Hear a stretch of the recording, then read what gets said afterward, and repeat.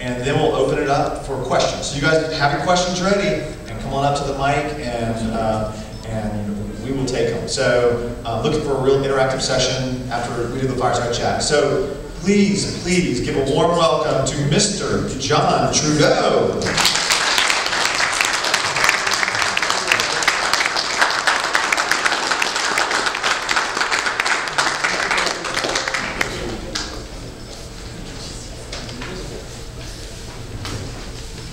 John did not want to be introduced like this, but we treated everybody equally, so we made him do the walk again. And we the walk of shame. Welcome again, John. Have a seat. Water. Oh, water too. Yeah. It's a plus. In case you pop on. All right. So, John. Yes, sir. Have you played any games here?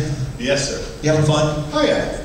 I like to go look for it once I haven't seen it in a while. Sometimes not at all. Before we go into some of your history, what have you found here? Has anything caught your eye that you've said, oh, I haven't seen one of those, or that's a really nice piece, or something like that? Something caught your eye? Well, there are a number of older machines that I've never seen. It's been kind of a semi-hobby to go find the little gems, I guess, the hidden gems out there. I couldn't say one machine in particular, but it's a nice collection. There are a lot of games here I haven't seen in a while. Yeah, it is, and really that's a testament to the people who supported the show and brought those games out. So let's go way back. Let's get in our time machine and go way back. What are your earliest memories of pinball as a game? My earliest memories. Now we're going to count bingo machines too. If you want. That's kind of pinball.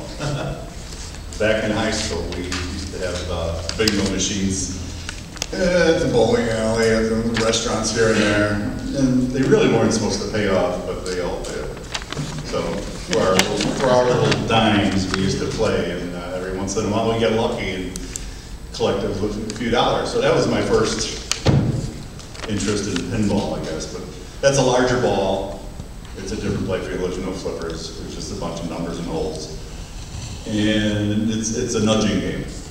Traditional flippers, I really got my exposure when I was in the Air Force and traveled around, and some of the BXs and the chow balls would have machines in there. And they were usually a dime. And they were the electromechanicals, most of them, and they had the manual flip ball feeds in a lot of them. So if you wanted multi-ball, just put them all up there and shoot them. And it didn't do you any good back then, though. So that's my earliest memories of playing pinball. It was a pleasurable one. I did it as an aside. I wasn't passionate about it, but it was fun to play. Yeah. Yeah. Well, tell us about, I guess, the early days and how you really got started in working with pinball for a job, for a career. Yeah, pinball I was in the right place or the wrong place, I guess, at the right time, getting a job, checking out machines that had come down the line and had failed to pass the final inspection. And I would go in and troubleshoot them. And this was at Game Plan back in 1979. Going way back there. And we were making cocktail machines, the Star Trek pinball specifically. And it was my first experience really what was in the game, learning what was in the game and how it went together with the cabling and the construction of the whole thing. And it was a lot of fun. I enjoyed doing it. And working in the factory, I did probably a little more than a year out in the factory, troubleshooting the games, getting everything together, and it was a very pleasurable experience. From there, I submitted some designs because I interfaced a lot with the engineering section, and I always had suggestions for them. I was very proactive about it, and I think that's what they saw, and that's what they liked, and offered me a position down in engineering. Now, did you find maybe you can't quantify this, but did you find back in that day, did a lot of the games come off the line with a problem? No. Production was still pretty good, I mean, quality-wise. But there are always those one or two that after you put all the parts together, sometimes there's something silly that doesn't work. There's a crimp in a wire that's not crimped all the way. And sometimes it works, and you move it this way and it doesn't work. So I'm sure everybody that's troubleshooting games has found stuff like that. We've had staples go through from the bottom into a grounding wire. It was a bare wire that we used to run along the bottom of the playfield. And the staples would sometimes just come through and you wouldn't see it, but it'd be touching the grounding wire. So you knock down your GIs or something. Right. Yeah. Right. And you worked at the big three manufacturers, right? And so what do you think, in your career, what do you think the difference is were for each of the company's work environments? Can you point to some of the differences that in the places you've worked? Well, Scotland was my first experience. They hired me on as a game designer when Game Plan decided not to continue on with their pinball production. Very pleased to get there. I was very pleased to get anywhere. And there was the right place at the right time again thing. I liked what they did. They showed me the ropes. I worked with a lot of guys. Ed Krinsky specifically was the senior designer there when I went in. And he's got, I don't know, 200 or 300 games under his belt. But it was a good place to learn and to start from on the inside. Then from there, eventually, I made it over to Williams, who had already bought Bally. So we were making games for both labels. So it was like a Pontiac Buick thing, at GM. So the games came out of the same spot, and then, oh, this one's going to be a Bally, this one will be a Williams, pretty much. And there, it was the same, but it was just a little different. They attacked the individual game as a team effort, where previously the games were dealt with on an as-needed basis. So if you needed a programmer, you got the programmer for a while, but that programmer then went on to other projects. At Williams, it was more, everyone was discrete to the project. We had a programmer all the way through, a sound guy all the way through, artists the same way. So it was nice. It was a little more organized, a little tighter knit, and I think the product showed it in the end. Sure. And did you find that those same teams, in many cases, it seems like it did, but in many cases those same teams went on to other projects together? Yes, sometimes they would stick together. Sometimes, after a while you get a little flat. Though you like working with the person, it says, I'm going to try something else, sure. And then it was good. A little cross-pollination. Yeah. Well, you're at Stern now. Mm-hmm. Yay. Tell us about what transpired for you to go back to go to Stern. How did that come about? Who made that call? Well, the earth moved. And God said, you will work over there with Gary. I said, okay. No, I got a phone call one day from George Gomez, who had just finished up with, it was either Avengers or Transformers, I forget which one came first. But he got a chance to take a promotion, get kicked upstairs, and he says, I can't do both. I can't run the design and engineering and design games. And I know how that is. Also, I was in a similar situation at Premiere, and it's not fun to do both. So he called me, he says, would you be interested? And we met, had lunch, and I said, yeah, let's go with it. And so I did. I had a particular project I had to clean up because I had been working for other people as a freelancer, and I had a little project that I did for Andy Highway, who was out of the UK. They're trying to make a pinball machine there, and he has one of my designs, and we'll see if that ever gets to be made or not. I said, it's yours. We got our contract made. If you ever produce it, then you owe me money. If not, let's just water under the bridge. Right. Yeah. So I started. It was in May of last year. So I just been over a year there now. Yeah. That was a fast year. And tell us, so Mustang, how did that come to be your baby? They said, here's Mustang, you do this one. Okay. That's pretty much the way it works over there. It's not like it was at Williams where we could at least suggest something. They have their formula they're working with, and it's working for them. They're making a profit, and they're making a lot of games. So I can't argue with it right now. I'm still free enough to design the playfields and push for rules one way or another, sound packages one way or another, art packages, and so it's still fun.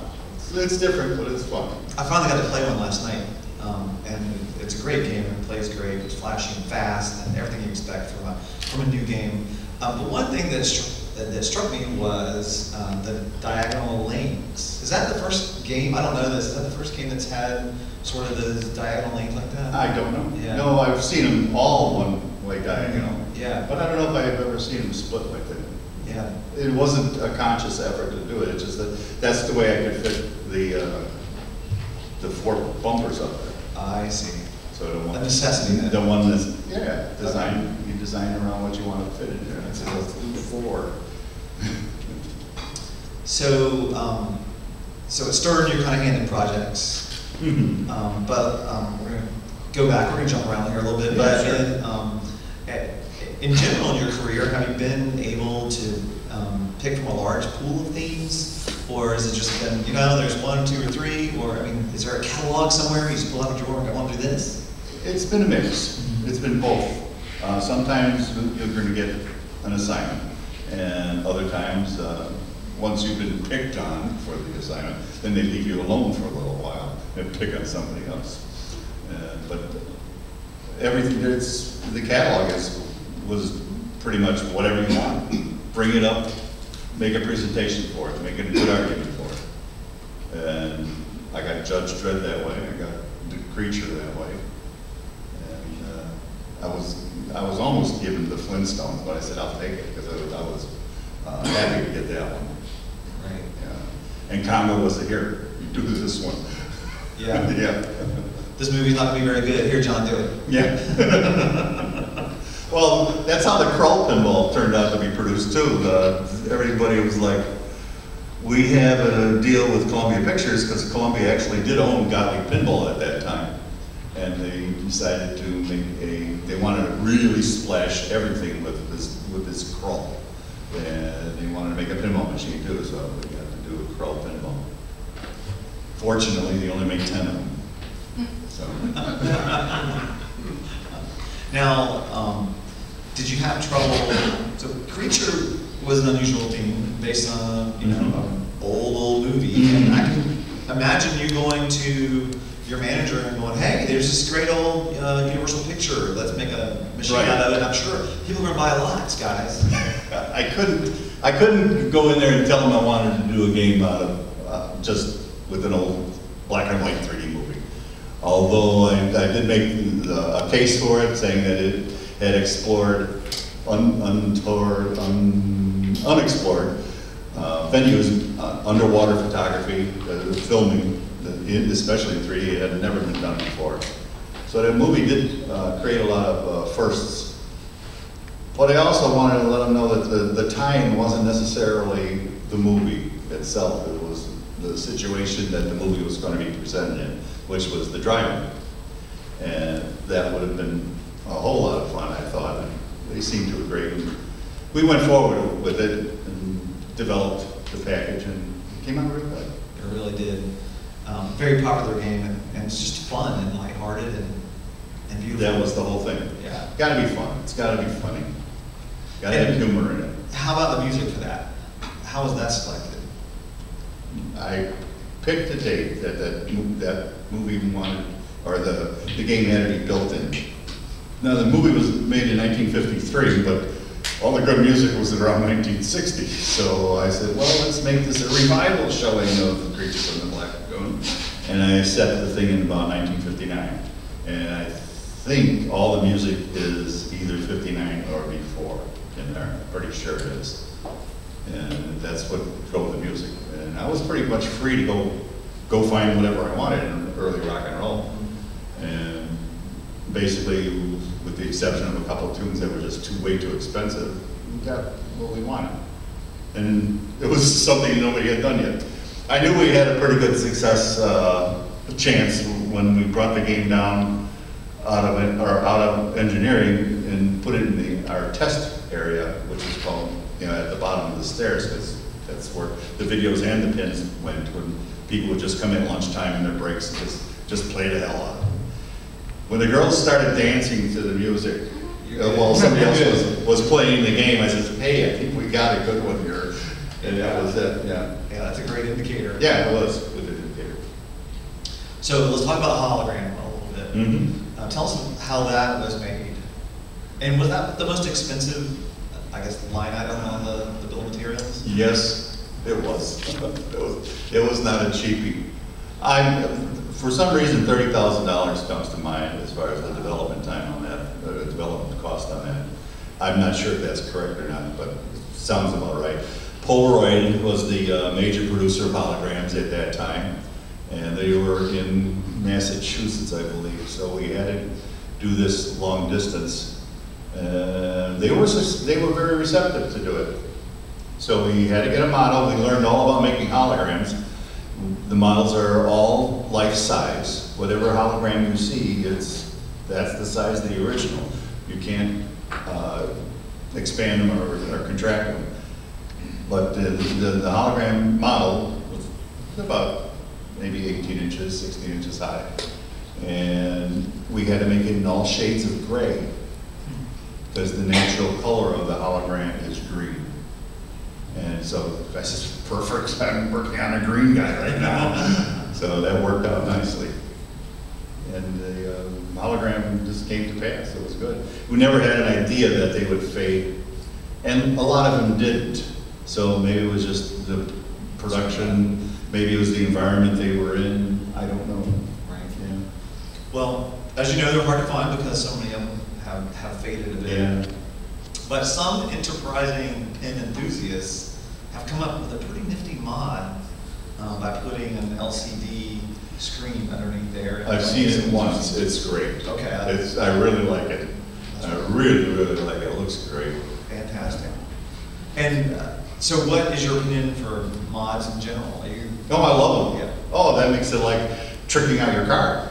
You know, you picked up a 58 Chevy, which was not a real nice year for Chevys, especially coming after on the heels of 57. But if you got a 58 Chevy, you clean it up, make it look nice, and it's a good looking mod.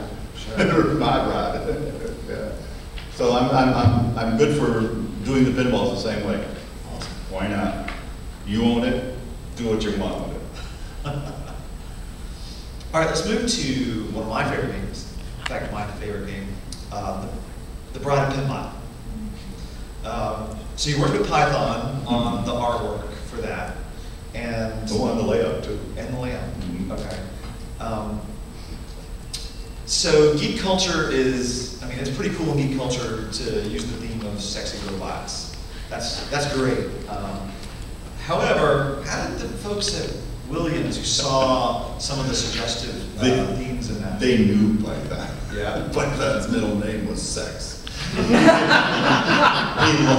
loved to just put little things here and there, and nuance this and that. And you can check most of his games out that he's done the artwork on. And there's something in there laying in the weeds. But he was funny that way, and he really enjoyed doing The Bride. And I enjoyed doing it too. That was our first experience together. I was thrown on that project too when I joined Williams. And we did that one and Bugs Bunny at the same time, pretty much. Oh, wow. Yeah, so. Now he had the idea of the turning face, Mm-hmm. And he was working on that, and then Right. he came in and helped with the other parts of the game. Correct, yeah, pretty much. The bottom of the game was It's just an ordinary, normal bottle with 2 slingshots and 2 flippers. But I finished up the rest of it, made the heartbeat ramp, the jet bumper area. And I brought the second level so you could shoot past the face into like just a little bumper field, a post field, in homage to the original pinball, because they had that too. I thought that was pretty cool. So let's kind of make it look a little bit like the original pinball. Yeah, it turned out great. Yeah, how did others react? Do you have any reaction for people who didn't know Python, that saw the game and said, oh my gosh, there's a spaceship going up between this woman's legs? There was a little of that, not too much. I think everybody just kind of figured out the humor involved there. And it wasn't really blatant, it was just very suggestive. I often wish I could ask him to go through it with me and show me every little thing that he's done. You'd be there for hours. Yeah, we'll just talk here and talk to you. Oh, I need to do this, but oh, sure, we're going to do this. He was fun to work with. He was a character, though. Oh, yes, he was. So I know we talked about the mods a little bit, but we're going to talk about something else that has come up in pinball recently. There's been a, I don't know, I guess you could call it a little bit, it's a little bit divisive, and that is people replacing their incandescent bulbs on their playfields with LED bulbs, colored and not, for various reasons. What is your opinion on that? Some people love it, some people hate it. What do you see? Yeah, in the beginning, I didn't think I liked it. It really changed the look of the game. And after a while, I think I've changed my mind. I think I do like it. It makes the games bright, shiny, fun looking, not as dull as they did look once with the incandescents. So I'm a go here, making LEDs. I'm on that key now. And the Mustang was designed with those in mind. Yes, oh yeah, everything Stern's going to put out from now on, as far as I know, will have just LEDs. Yeah. Some will be just dedicated colors, some will be tricolors that'll shift colors. You don't have an LE or a premium here from Mustang, but there are some of the inserts that are just clear, and it's the LEDs changing colors. Star Trek does that. You've got a bunch of them that do that. Right. Yeah.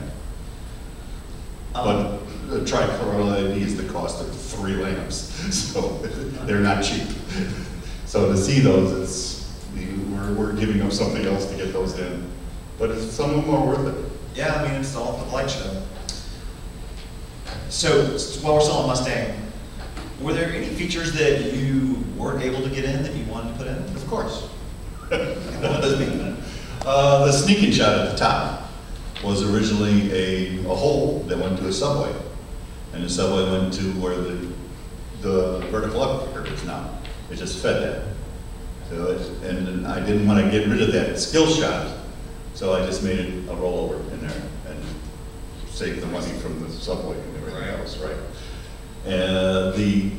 I originally wanted the crossover ramp that's on the LE and the premium on the Pro, because that to me was a part of the basic game, and I lost that battle. Because they said that, well, we could just send it to the bowl, and the bowl was supposed to be for a multi-ball, pretty much how the creature worked, to just have a multi-ball feature to get one ball out of the way. But it didn't work out that way, and the guys that worked on the rules did a pretty good job covering it up. But other than that, I've got everything on there that I wanted. The turntables turned out on the LE Premium.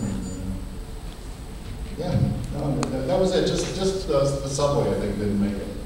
Now that's complete. What's your favorite part of the game?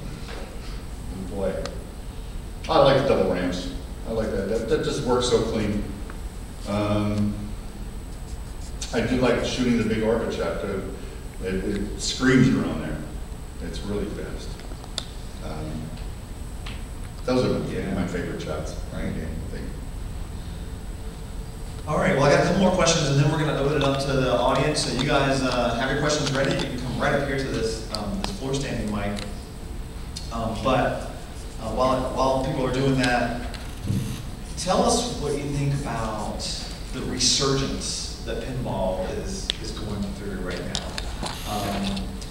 And have you played any of the boutique games that are being produced Yeah, I had a chance to do some playing on the Ghost game. I don't recall who it is or what the name of it is or exactly. I'm sorry? America's Most Haunted. Yes, that's the one. That was at the expo last year, and it was up at Midwest Gaming up in Milwaukee just a few months ago that I was at. So I got to play that one. And then I was looking at, there was another game there too, about the girl zombies. No, Pinball Zombies. Yeah, that's probably it too. That was in a lesser state of completion, and he really wanted just to get my feedback on the game. It had some good ideas. It had some work to be done on it, but I love seeing them. And if we only get 25 or 50 or whatever they produce, that's 25 or 50 that we didn't have, in my opinion. I'm still hoping for somebody to successfully make them, but I don't know if the market's there yet. It's getting better. It is getting better. There's a new generation of people playing pinball now that wasn't there 10 years ago. And I'm glad to see that. What I would like to see is some young people coming and beating on our door saying, hey, I would like to make pinball machines. I want to show you a design I got. And we used to get that, but I haven't seen it in a long time. Of course, I've been out of it for a long time, but I haven't seen it this year that I was there. But I would love to see, there's a certain combination of artistic talent and mechanical talent that you have to do this job. And everybody that designs pinball machines has them both. Some more than others on either side, but everybody has it. They understand what it makes, what's on that play field is actually not really what he wanted to design, but it's a compromise of what he wanted to design and what had to go in underneath to make it work. And that's the magic, getting it to combine. Instead of having a target on this bank, let's move it a little bit. It's still a good shot, but it works now, mechanically. Right. So you don't design a nightmare, is what it is for the people that assemble. Right. Yeah. Will you have been, you just recently came back to pinball. What do you think the biggest change in, I guess, the design and the manufacturing of games have been? What was your biggest surprise when you came back? No surprises. No, it's still pinball. There have been improvements. The LED, I love having the LEDs in there now. They're so much more reliable than incandescent bulbs. Hell, the damn bulbs used to go out before they got in the box. And it was terrible. We used to ship extra bulbs with the game. Yeah. So we don't have to do that anymore. Yeah, the LEDs are a little more expensive, but they're so much more reliable. They're going to last you for years, literally. I'd like to see that. What about the process of game design?